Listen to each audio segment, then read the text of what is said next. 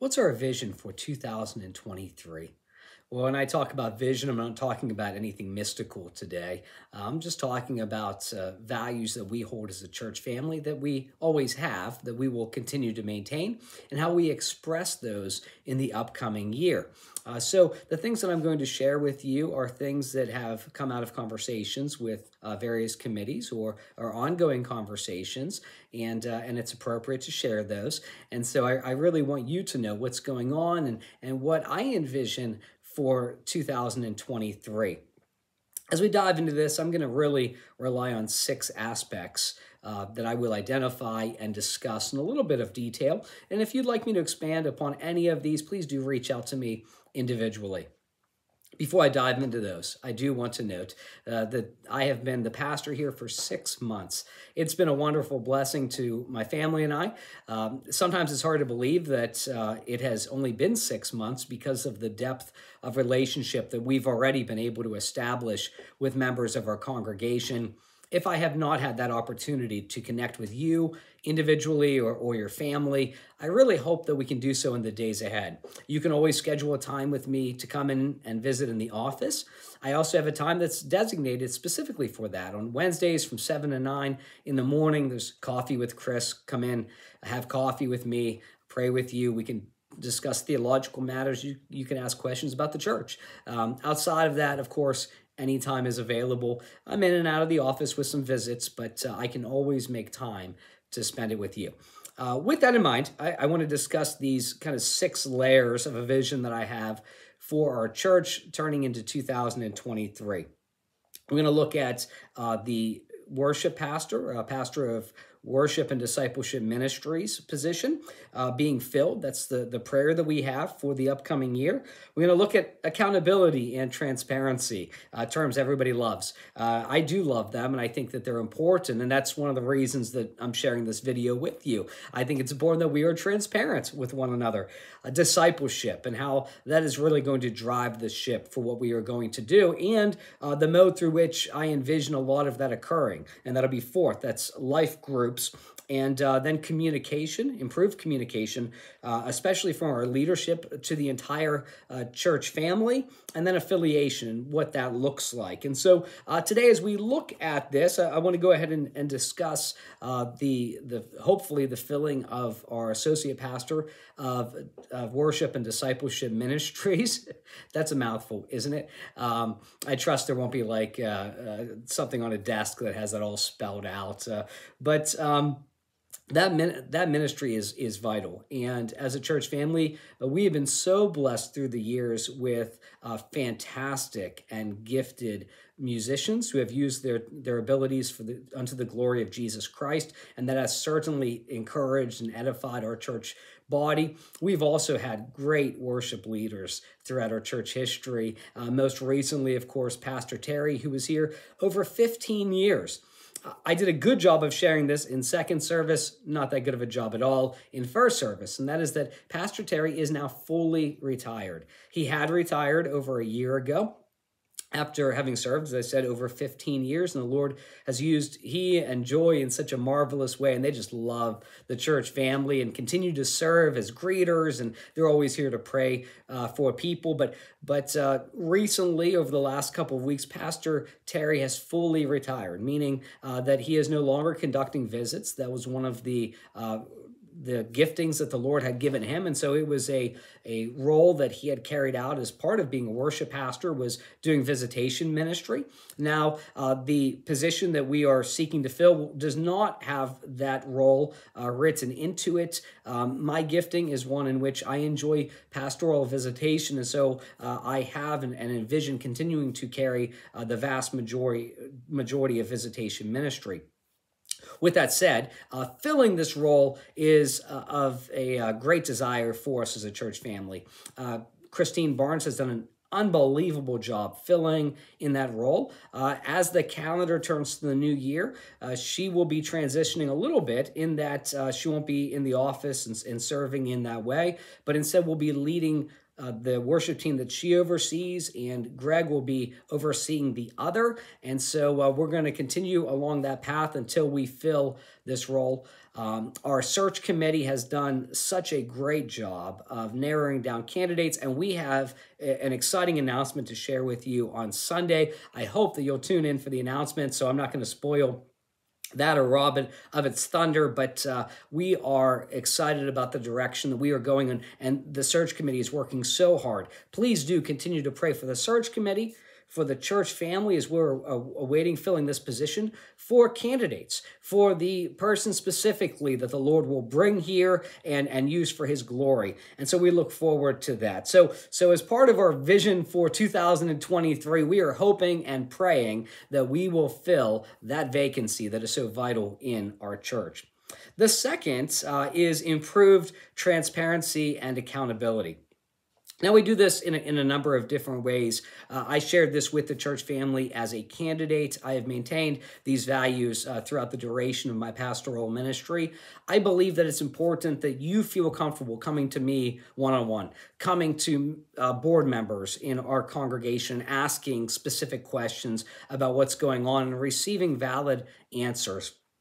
As always, there are things that happen at a committee and board level, conversations that are happening. People are working through processes, and sometimes not all of that information is available at one specific moment. But in time, we will always seek to, whatever is appropriate, to communicate in an appropriate way to the entire church family.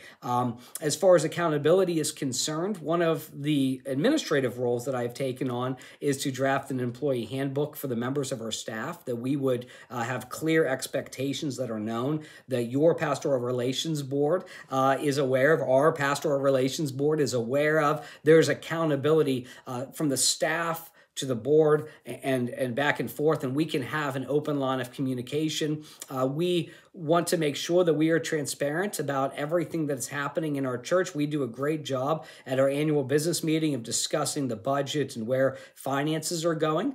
You will note that over the last year, our mission committee has done such an unbelievable job sharing the ministries that we support. We have a bulletin board right outside of my office that has a list of the ministries we support. And we've taken that even a step further.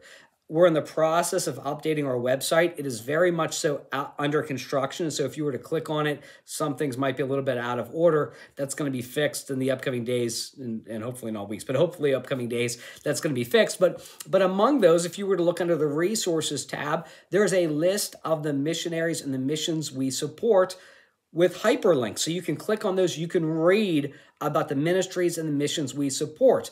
I hope that will get you excited to be partnering with us in prayer and financial support for those ministries. But we just want to be transparent. This is what we are doing as a church. These are the things to which we contribute. These are the values that we maintain. And so we endorse people who are walking in a similar path with us, and we're doing our best to financially support them. And so we're trying to be transparent about as much as we can. We have accountability for our staff, for those in leadership within our church, and we are making sure that there are open lines of communication with you, the church family. The third level is discipleship. Now, discipleship, when we're talking about that, we're not just talking generically about being disciples, whatever that means, but we're talking about becoming disciples of Jesus Christ who create more disciples, who in turn are able to make more disciples. And so there's three layers there. Hope that was easy to follow. One of our desires is to help the members of our congregation to identify where they are spiritually. Where are you spiritually? How can you grow? What are the resources available in the church to help you grow? And when I say resources, I mean, of course, study resources, curriculum that's available through our Sunday school classes, life groups, through our preaching ministry. But of course, I also mean people. I mean resources as far as other people who can mentor you as you grow spiritually, who can help disciple you as you become a deeper and more faithful and more fruitful follower of Jesus Christ. To accomplish that, I think that there has to be an intentional plan. I do not think that discipleship happens by accident. I don't think that it can be something that just happens at a great distance. Jesus spent time with his disciples. He had specific instructions. He equipped them, and then he sent them out. And that's what we desire to do as a church family. I envision this in the upcoming year taking place informally through building relationships, establishing mentor and mentee relationships. I also envision this happening on a formal level as well. Many churches have embraced classes that help people identify where they are spiritually and equip them to continue to grow. I envision a 4-step program, and I really hope that we'll see this come into play in the second half of 2023. What this would look like is a first class for those who might be immature believers. And I don't say that in any derogatory way, but somebody who would say, I really haven't read the Bible a whole lot. Maybe I'm a new Christian, or maybe I came out of a background where, I just was never challenged to grow. I never grew spiritually, but I desire to now. And so how do I read the Bible? How do I pray? Why would I be part of a local church? Why do we give financially? These sort of questions. And so in like the first class, we would go ahead and address those. In a second class, we would dive a little bit deeper and help people perhaps learn how to share the gospel of Jesus Christ in a greater way. And so what is it that we believe, and how do we apply that? So the first step there, the first class, if you will, would be, and when I say class, I mean literally one class each. That would be a couple of hours, not like 6-week classes or anything like that. But we learn spiritual disciplines such as prayer and fasting and reading our Bibles. And that second class and second step would be evangelism and learning a little bit more theologically. In the third, it would be identifying our spiritual gifts and finding opportunities to use those. And then the fourth would be mentoring somebody. And so if somebody goes through this and somebody's in that third phase and they want to use their spiritual gifts, hopefully we have people who are equipped as mentors to come alongside and to say, this is how you can use it. The gifting that you have. I just described visitation ministry. That's an area where the Lord has gifted me. And I've spent a lot of time doing it through the years. If somebody says, this is really a place where I am, this is a gifting that I have, and I have a lot of empathy and compassion for others, especially as they are hurting, I would love to take somebody under my wings and say, come with me on a visit. Let's visit people. And we'll do that a little bit. You'll observe. And then at some point, I will be observing you as you are carrying out this visitation, and then we'll create opportunities to continue to invest in yet another spiritual generation. And so I envision a couple of classes. As I said in my opening remarks, I envision that life groups will be a significant driver of the direction we had as a church in 2023. Now, life groups are nothing new to our church family. They've been called by a couple of different names, including life group, but also small groups, grow groups. I don't know what other terms have been used here, but I like the terminology life group. And so life groups have been done here before and done well. And I've heard from a lot of people who have said, especially before the pandemic and the years before that, I just grew so much in life groups, and I got to connect with other members in the church and see what they were like, and I got excited about that. And then maybe busyness and maybe some of the transition that we had on the pastoral staff, or perhaps the pandemic, because of these reasons, I haven't been plugged into a life group. And now we only have a handful of life groups, and those are actually starting to swell a little bit. Some of those are pretty full. The life group that I've led throughout the fall grew from 12 people to 20 people. And so we are in need of splitting in two. It's no longer like a small group when it starts becoming too big. We want people to have enough opportunity and time to share.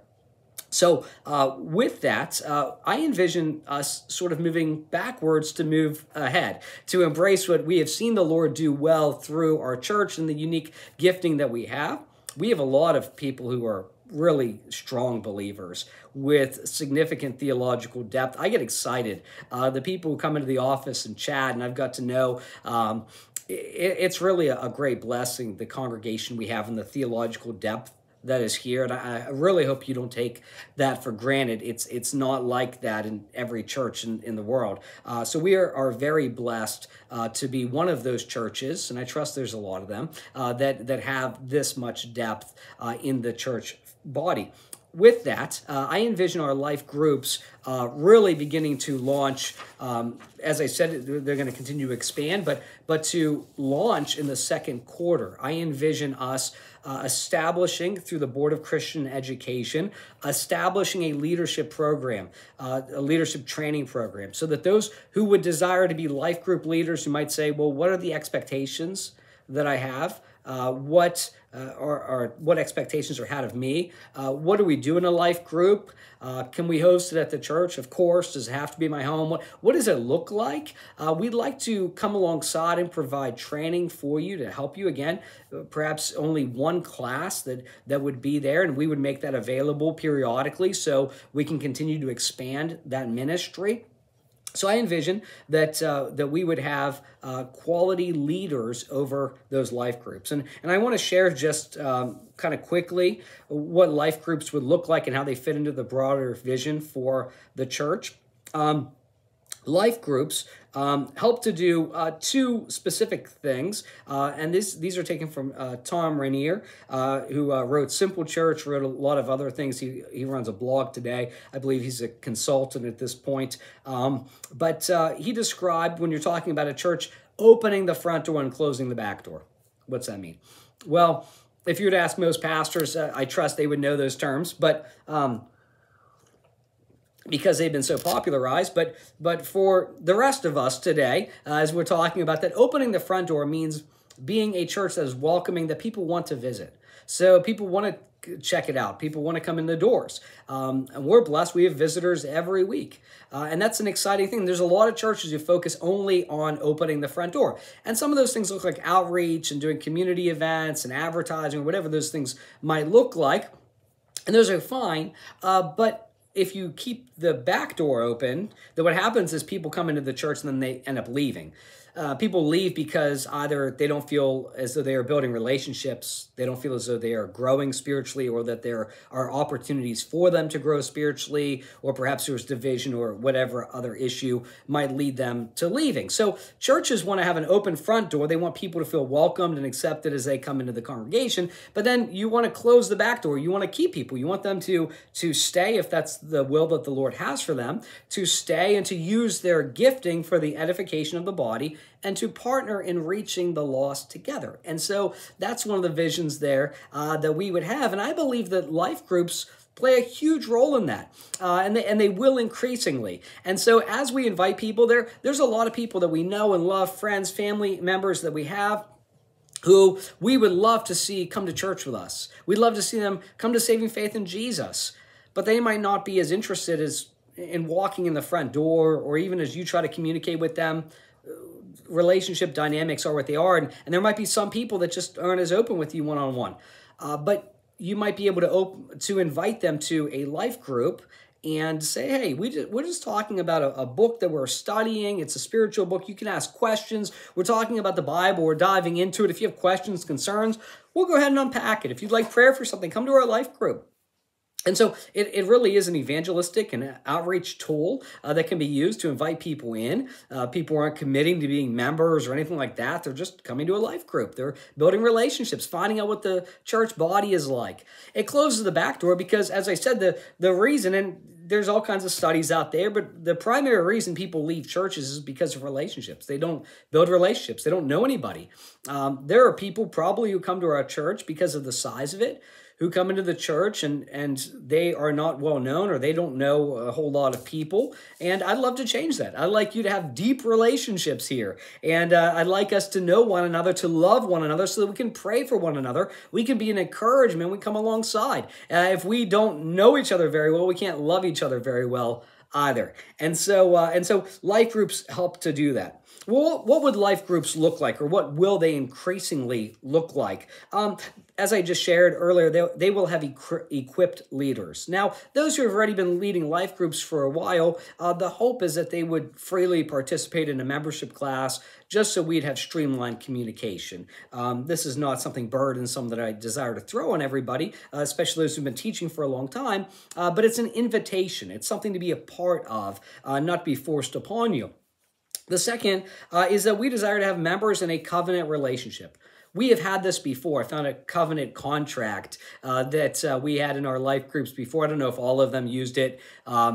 Maybe it's a spurious document. I don't know. But I found one in a file, so it has to mean something. And so my life group had one this last fall, and we will as we move into the winter and spring. And a covenant relationship is just saying, look, I'm not going to gossip. The private prayer requests that are shared here, they're not going to go anywhere. I'm not going to look down on anybody or be judgmental because of something that they share here.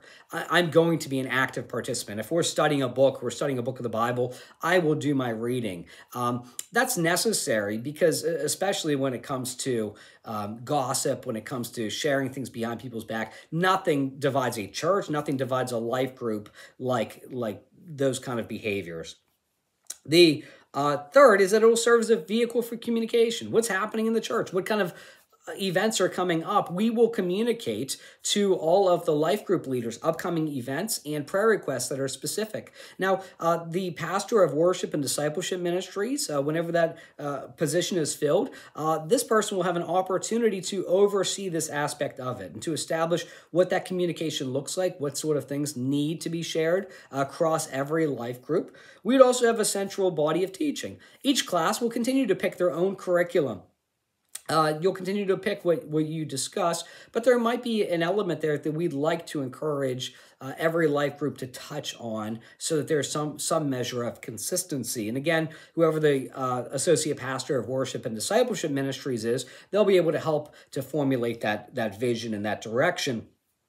The fifth, I'm trying to count how many points I've gone through here, is unique identity. Each life group might look different. Some might be geared towards people who are grieving. Some might be geared towards people who have hurts, habits, and hang-ups, sort of like Celebrate Recovery is, but that's a distinct ministry. There might be some that really love to dive super deep theologically, and there's mature believers who have followed the Lord for many years and have all this wealth of information they want to share together, and there might be some that are geared more towards a new believer or towards a specific situation somebody's going through, and we would love for our life group leaders to have freedom to explore the direction the Lord has placed in front of them.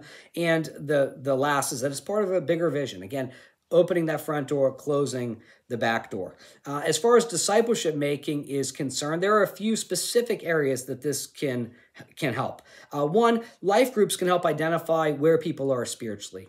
Are we new believers? Is somebody really a faithful follower of Jesus Christ and has been for a long time? As we identify that, we can plug individuals into specific classes. So are you ready to go into that third class I discussed earlier? So that's a separate entity, the classes from the life groups, where you identify your spiritual gifts and you get to serve. Is somebody a mature believer who's able to mentor somebody? Well, we need to identify those. Is somebody a new believer who says, look, I don't even know how to study the Bible? Well, great. We're going to have a class for that, and we can point people in that direction. We will help to understand people's spiritual gifting and create space for it. If somebody in a life group has the gift of teaching, we want to create an outlet for that. If somebody has a gift of serving, there are outlets for that even in the life group. The people that you get to know and love, somebody's sick in that life group, who's going to take them a meal? Wouldn't it be great if it started with the life group themselves and started to reach out, and then it expands to the whole body, of course, as we find opportunities to serve. And so that's really where it looks as far as how life groups will contribute to disciple making in the church and how they fit into the broader vision. As I described affiliation, we always want to make sure that we are excited about our partnerships. And I talked about our missionaries earlier. I want you to go on our website and to check out the bulletin board out in the hall. I want you to connect with members of our mission committee and to ask, who are we sponsoring? Where is the money for missions going? What's this look like? And it's exciting. We should be excited to partner. We should know the names of the missionaries we support and the missions so that we can pray for them. And as we come to know more about those affiliations, as we get to learn more about, for instance, Crawford Christian School, where we're beginning to partner with, and we're going to have the principal from that school here on January 8th, sharing with us what that church, what that ministry is like. It's exciting to hear those things, because when we hear them, we say, yeah, I buy into that, and I want to be part of that in a greater measure. Sometimes we hear things about affiliations, and it creates pause. And so as followers of Jesus Christ, as part of a church, we always want to explore those. We are accountable before God Almighty first. As a leader within the church, I take the responsibility very seriously. We want to evaluate all of the ministries with which we partner, and to spend time doing that and prayerfully and saying, can we serve greater together? Are there entities we serve with? And this is missions, it's outside of that's any area in which we are partnering with people, whether it's locally, whether it's internationally, whatever level that takes place on, that we would be evaluating that, and we would make decisions that honor the Lord Jesus Christ. And the fifth area here of our vision is improved communication. Our executive board did a great job in the fall. We shared a newsletter. It didn't look as nice as it could, and that's on me. I'm the one who put that together. It's going to look better next time. We're going to make it more readable, more enjoyable, and so we'll do a better job. I can't say we'll do a great job. We'll do a better job on the aesthetics of that document. But as this time of the year is always going to be tough to put a newsletter together, because the board, of course, is changing over. We'll have new officers. We'll make sure that that list is out, as well as when the nominating committee is appointed by the executive committee, we'll share those names. We'll make sure that we are communicating what's happening. And when we do have our executive committee put together fully, because there are members of boards who came off and they'll have to elect their chairperson. Their chairperson is represented on the executive board, and that's who the executive board is, the head of the various boards, committees, 3 members at large, and myself. And so when that is together, then we'll have another letter out, another newsletter, kind of letting you know everything that's happening across the boards, and that'll be in the upcoming months. We also want to continue to make sure that we communicate appropriately on social media, on Facebook especially. We will continue to communicate biblical values through videos such as this, roundtable discussions and monologues, diving into concerns you might have or questions about contemporary issues. We'll continue to have devotionals on Thursdays that will help you to grow in your faith. We continue to have a bulletin that explains so very much. We have just an unbelievable administrative assistant in Michelle, who does such a great job of sharing our announcements in a clear and concise way. I really hope you don't take the bulletin for granted. We continue to share upcoming events. This weekend, it's going to contain upcoming events all the way through VBS, so that you have an idea of the major events. When is the Heavenly Treasures Ministry? When is the Aspire Women's Conference? When is the Sportsman's Banquet? We want you to, and the car show that's being hosted by the Mission Committee. When are these things coming up? We want you to know months in advance so that you can plan your schedule accordingly. On our website, we have a list that goes all the way through the end of next year, just covering some major events and outreaches. We will continue to fill that in as more become available and become known. And so we want to do a much better job communicating with you what is happening in the church. What sort of events are coming up? What are the expectations for you? And again, life groups are going to play a part of that as well. I would encourage you, if as you look forward to 2023, to be asking, how can I grow deeper in my faith in Jesus Christ? How can I better know and use my spiritual gifts? How can I connect better with a life group? That's what I really encourage you to be praying through, to be paying attention to Sunday school classes that are being shared and the life groups that are being shared, and ask, how can I participate in one? Is there one that really fits where I am? Are you called to lead one? If you are, I'd love to have you reach out to me or any member of the Board of Christian Education. Julie Piercy has been the chairperson on that board, and of course will be another vote by that committee in the upcoming months or the upcoming weeks. So we'll share with you who the new chairperson is. And so as we go through that, we're going to do our best to communicate with you what's happening. If there's any area that you see is needed for improvement, please share with me, communicate with me. I'm always available. You can always reach me. My cell phone's in the bulletin. My email address is there. You can always pop in. I'm really excited about what God is doing in the First Baptist Church in Lionsville, and what he has done, what he's going to continue to do. And so please join with me in praying for our church family in the upcoming year and to finding new ways to partner together to edify the body and to reach the lost. May the Lord bless you.